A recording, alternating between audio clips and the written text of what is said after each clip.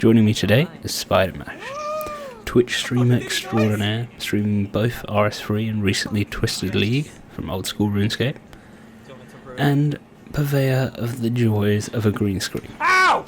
Fuck! The green screen fell down! He's also been nominated for a Golden Gnome Award in 2018 as Best New Streamer. And we're going to have a chat not just about RS3 as the previous interviews have been, but also about his recent experiences with Twisted League. In part 1 we're going to focus mostly on RS3, part 2 the Twisted League mode, as well as a bit of chat about his RuneFest appearances, and the final part will be all about his streaming experience, why he started, the bits he enjoys, and also the challenges that it brings. So join me as I head into the mind of Spidermash. Fuck yeah! Away we go. Away we go indeed. Well, hello Spidermash. Welcome, welcome. Thank you very much. This is the 5th interview on the channel, and you got the second streamer. Ooh. You got Exciting. big shoes to live up to. We had Wazzy on before. Nah, he's got little feet, I've seen him. So, let's head back to the start of your RuneScape career. Why did you start playing? I was thinking about this and I genuinely can't remember what actually got... There's either two reasons. One reason was one of my mom's pal's daughter's boyfriend. Keep with me. Okay. he played it.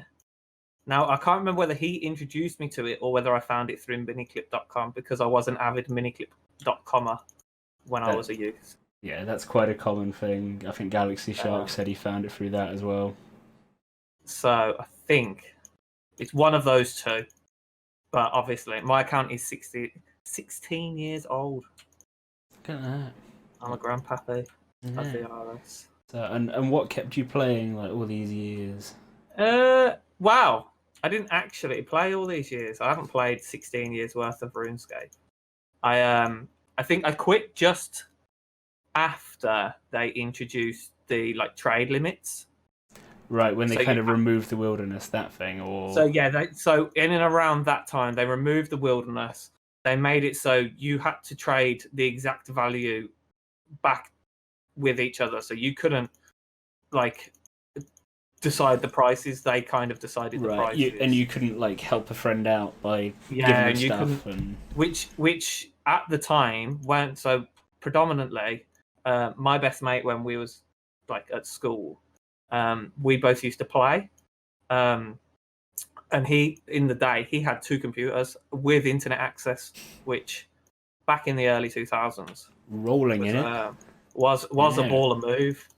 So weekends when we weren't doing messing about being standard preteen teenagers was at his house, and he would do nature runes, and I would be cutting down yews, and then we'd swap half and half. So then he'd have all the I'd give him the bows for him to alch, and he'd give me runes to alch with. All right, which was how we used to do it. A nice little factory going on. Yeah, so that we were both efficient. And then if I'd go to his at a weekend, I'd then run nature runes for him. Blah blah blah. That's how we did it, and we eventually bought a Santa hat each. Rest in peace, that Santa hat that's at the bottom of the ocean with a troll that killed me in the fishing guild. when random events were a little bit more risque, and they'd actually just kill you. What's that? You're not at your computer for 5 minutes? Sorry, mate, you're dead. And all your items are gone. Oh. Okay, I'm quite glad that's not a thing anymore. Jesus. Imagine. The swarm would just attack you. You can't attack it back because you can't do any damage to it. But it will just keep hitting you. So you just had to run away, and then you just had to run away from whatever you were doing. And a legit money making method was also waiting for people's axe heads to break off, because their axe heads used to break off your axe, and then going and getting your axe repaired at Bob's Axes. Yeah, and then selling said axe that you'd stole off someone else. Break a bronze axe so that you get an axe handle, and then just whack someone's rune head on it and go and sell it. See ya. Bob's your uncle. Bob's your axe man. Bob's your uncle. So you said you sort of went away, and then what made you come back? There was a Twitch Prime promotion actually. Have to get your Twitch Primes in. Yeah, it came up and it was like, I think it was like a month's free. It was something ridiculous, like either a month or 2 weeks free membership, 15 treasure hunter keys, which obviously I hadn't got a clue about what they were,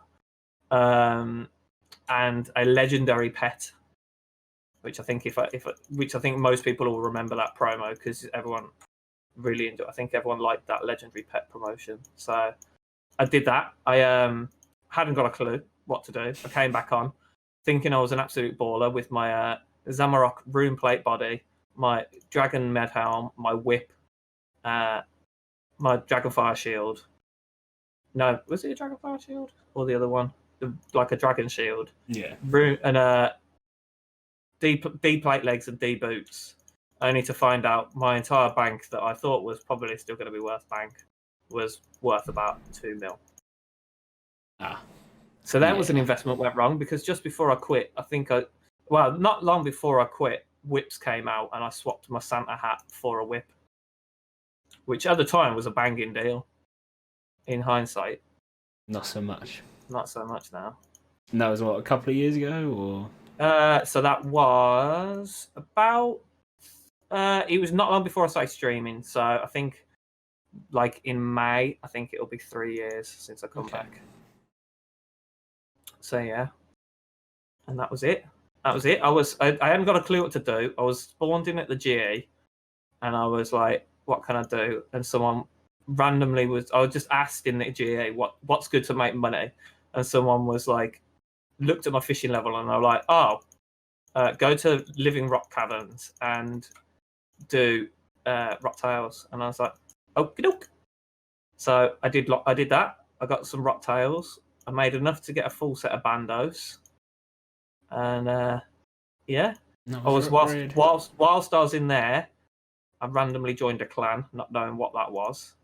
Met a few people in that clan, and they encouraged me to have a go at streaming, which then meant that I had to build a computer. So then I built a computer. Before I built the computer, I was on my Discord, so on like the clan Discord.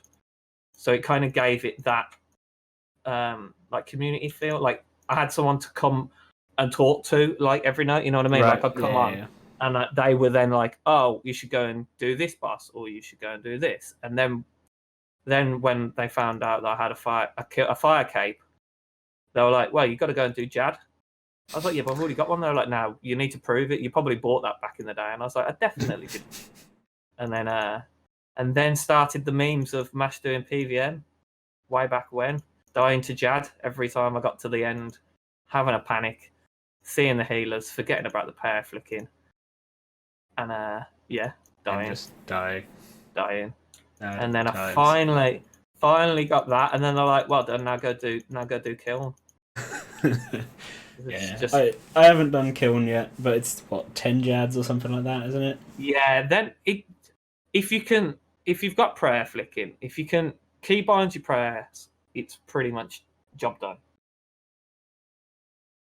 It kind of forced me into. I mean, I think I was still clicking my prayers at that point, but I had at least set up an ability bar.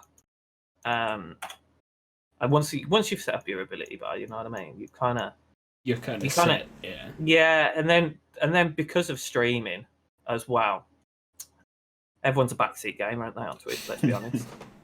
And it's like, oh, don't do it like that. Do it like this, and you're like, oh, okay. And then I mean, that's good, really. In a lot of respects, like I've learned a lot through, well, mostly Wazzy's Twitch chat, but also my occasional streams. If I'm ever not sure, you just ask in chat, and someone seems to know everything because there is so much in this game to learn. Yeah, and I get that. I still get that all the time when I'm like, "How do I do this?" And they're like, "You've been playing it for 3 years." I'm like, "Yeah, but I don't have an encyclopedia knowledge of the game. Like, there's still stuff that I don't know because I've just generally not done it. Like, it came out in that period when I wasn't playing. So why would, and then I haven't needed to do it. Like loads of the mini games that I had to do for comp, I'm like, this is a dead minigame because no one plays minigames. So I'm not going to know what to do or where it even is because I haven't needed to do it. No one said, "Oh, this is a good thing to do," or any encouragement towards it. Well, the rewards aren't there unless you're doing it for the Thaler when it's on Spotlight. You ain't doing it because minigames, unlike on old school, where minigames are still one of the best methods of getting items or XP or whatever. RS3, I think the only one I did was the one with the gorillas to get Cedar Side. I think it was. There's one. I'm pretty sure there's one that gives you Cedar Side, and it's basically you've got to run from one side of the map to the other without being hit by monkeys. Right. And that's that. Yeah. And that's that. You know what I mean? Yeah. So obviously, you did recently get your Comp Cape. Finished that off a couple of weeks ago. Congratulations. I did. Thank you very much. What was your favourite part about it? Finishing it.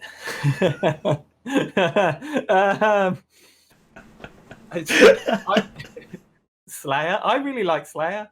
Like I probably, if I was playing RS3 currently, I'd probably go in for 200 mil Slayer. It's fun. Like it's different. You can pick like now, especially with 120 now, you get that chance to pick your tasks. But I like doing PVM, so it gives you PVM. It's also a money maker. You can also like look at Sophanum Slayer Dungeon. You can make and it's not too lean forward. You can kind of, especially for streaming, you can kind of take a chill. You can interact with chat. You can, but you can still at the end of the day, if you really want to sweat it out, you can still like. I'm sure you've probably seen Wazzy doing the very sweaty method of doing moss golems with the Tesla coil and whatever it is. Yep. Yeah, and some of his Ripper Demon running around. Yeah, exactly. Don't even know what's going on. Yeah, I mean, I think I've killed a Ripper Demon in my entire life. And then I just got absolutely slapped, and I was like, well, I'm never doing this again. Same with Camel Warriors. I watched Wazzy and my crew absolutely slap up Camel Warriors, and I'm like, nah, you're all right. I'm all right. I like being able to not have to think, holy crap, I need to do this in this order, otherwise it's not going to work. Okay. And what was the worst part? So maybe there's a couple. The minigame, like getting the music tracks from old minigames that no one plays. So you've actually got to then ask people, can you come and play this minigame for 2 seconds so I can get just to get the music track. To get a music track is one. Another minigame for Bones to Peaches, the Major Arena. I'm so glad I've got Bones to Peaches now because I don't know what I would have done without it. You know, like I've cast it once since I got it, and that was to get the achievement. Who is turning Bones into Peaches? I don't know. Why that's still a thing on RS3 will forever baffle me, but that's them, I guess. I know everyone says Livid Farm, but you can buy it now from the treasure track, the trawler, the fishing guy at the fishing hotspot place. I can't remember what it's called. The Daily. I can't remember what it is. He sells. So I did some. Don't get me wrong, I did some, and I feel very bad for all those people that had to do it before that glorious option came out where you could just buy the rep. And also another very annoying one is the Dominion Tower, because it's so RNG whether you get that boss. You've got to do a certain amount of this in this order, and also you've got to kill all of these bosses, which are completely RNG. You might get them at the start and it's easy, or you might get it like halfway through where you've got a load of modifications that makes it even harder to kill them. So, but yeah, it wasn't. It's just time consuming and but if it's a fancy cape. Yeah, and I mean, do you think there's anything that's missing from it, or anything that's on it that probably shouldn't be on it? I don't know. Nah. Everyone says that I got fake comp because I didn't have the Reaper title, which in my defense, I wish I had got Reaper before I only missing a Solak kill, which every time Wazzy hosts a group Solak event, I'm busy. So that's the only thing I'm missing off Reaper. But apart from that, comp I feel it's pretty good. Like they got rid of a few bits and bobs off it. I know they did more with trim, but yeah, I wish at the time that they were talking about doing the comp rework was the time that we'd gone to the offices. So we actually spoke to Breezy at the offices and talked about the comp cape, and he was explaining all the different tiers and the different capes we could get and all of this stuff that they wanted to do to it. And it sounded really good. And then it just got Reddit. Then Reddit, just Reddit. But Reddit and comp capers and trimmers were just like, no, I don't want. Even though it wasn't really going to affect them, and they were still getting the same thing. They may have had to do one or two easy little wrecks. Like they couldn't see that. The thing with RuneScape community is sometimes they miss the bigger picture. They see. They're like, oh, well, that's immediately going to affect me, and I'm not going to be happy about that, so I'm just going to go to Reddit and moan about it.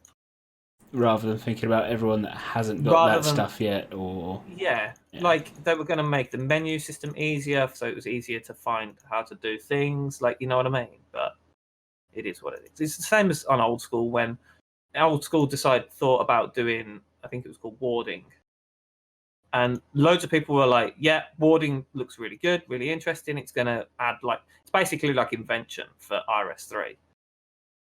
But for magical items, so you can make new magic armor, blah, blah, blah.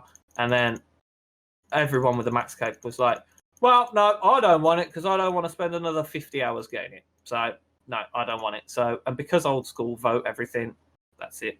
That's gone. However many hours of resources and work and thinking it through and all the, like, everything that they've done for it, they're just like, gotta go, scrap it, see ya. So, but I guess that's why they like how it works. Yeah, that's how it works, isn't it? I mean, that is the difference with Old School, is that it is all the players' opinions, 100%. Yeah. And obviously, generally, it seems to have a slightly more positive outlook on how the game's gone than the RS3 community recently. Everything that's in it is what they wanted. They've built the game how they wanted it to be built. Whereas, I bet if you did the same for RS3, a lot of people wouldn't be going, "What, 120 herb and farming? Yeah, let's have that." I think that would have definitely been downvoted. Have you had much of a chance to look into the herb and farming stuff? Or not really? Not particularly. I farming, before they decided that they were going to do the farming, I was passively going for 120 farming using player-owned farm. I was just breeding dragons, breeding zygomites. Then they introduced the changes with the food and zygomites, and I was just like, now I'm not going to bother, because I've now got to spend a lot of money on mushrooms to keep the zygomites going, and the dragons are kind of slow, so it's just kind of now not worth my doing that. I know they did it to balance it out, which makes sense, and obviously they were looking at the time when they did the little changes of the farming. They probably thought we better change this now before 120, because as soon as we announce 120, everyone's just going to be able to get there really easily with the current system. So I understand that. If they'd announced that they were nerfing it when they released 120 at the same time, it would have been pointless, really. Yeah. So, because everyone would have got it, because everyone would have just kept growing zygomites like they're going out of fashion and doing dragons. So I get that. I get that. It's for the good of the game. But Herblore, it's just, it was expensive before they announced it. So then they've just gone, whoa, it was already expensive. So, and now you've got to get another 107 mil XP. So goodwill that, or however much it is. Is it? Yeah. Well, I can't remember how much. I know it's over 100 mil for 120. I think it's 110 mil, isn't it, for a 120? It's about that, I think, yeah. Like, oh yeah, you've got to get 97 mil. Good luck. See ya.